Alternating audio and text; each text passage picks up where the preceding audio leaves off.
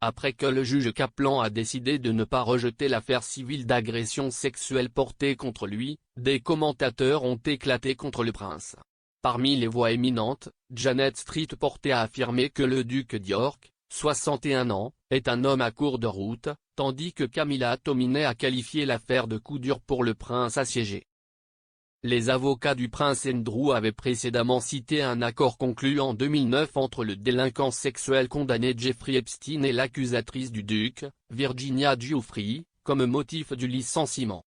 Ils ont fait valoir que Madame Giuffre avait renoncé à son droit de poursuivre une réclamation contre le royal. Cependant, le juge Kaplan a déclaré que l'affaire pouvait continuer, ajoutant que cette décision ne déterminait pas la vérité ou la fausseté de la plainte de Madame Giuffre. La décision signifie maintenant que l'affaire passe à la phase de découverte. Au fur et à mesure que l'affaire progresse vers le procès, Andrew, Madame Giuffre et tout autre témoin potentiel devraient faire des dépositions. Madame Giuffre, 38 ans, allègue que le duc d'York l'a agressée sexuellement à 3 reprises en 2001 alors qu'elle était mineure en vertu de la loi américaine. Le duc d'York a nié à plusieurs reprises ces affirmations.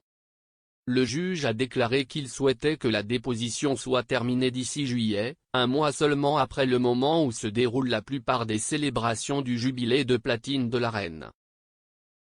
Un procès civil à l'automne se profile maintenant à l'horizon, où Madame Giuffre pourra faire valoir ses allégations. Le duc d'York peut décider de s'engager auprès du système judiciaire américain pour se défendre contre les allégations ou de parvenir à un règlement à l'amiable avec Madame Giuffre. Dans un éditorial publié pour Mail Online, Madame Street Porter a commenté le développement, affirmant qu'il n'y a qu'une seule voie que le duc peut désormais emprunter. Elle a écrit, « Idiot Andrew n'a plus d'option. La seule chose qu'il puisse faire maintenant pour éviter d'humilier sa mère au tribunal est de payer son accusateur sexuel et de disparaître à jamais de la vie britannique. » Le radiodiffuseur et journaliste affirme que la tentative du duc de faire rejeter l'affaire lui a causé une atteinte à sa réputation. Elle ajoute, « Tout ce qui s'est réellement passé entre Virginia Giuffre et le prince Andrew sera décidé en justice, mais les dommages causés à sa réputation sont dévastateurs. » Si Andrew décide de contester l'affaire, il pourrait nuire à la monarchie et cela mettrait certainement en lumière des aspects de sa vie personnelle et des choix d'amitié qu'aucun membre de la famille royale ne divulguerait volontairement. Ce qui reste de son intimité disparaîtrait.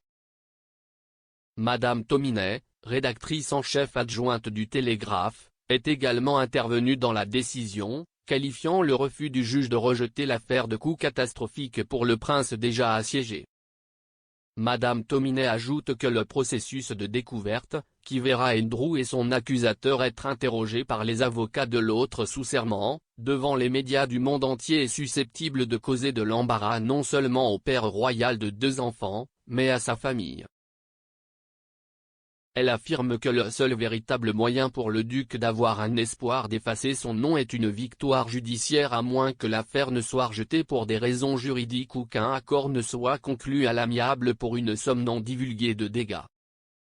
Madame Tominey fait également référence aux appels à la suppression de tous les titres militaires du prince Andrew jusqu'à l'issue de l'affaire.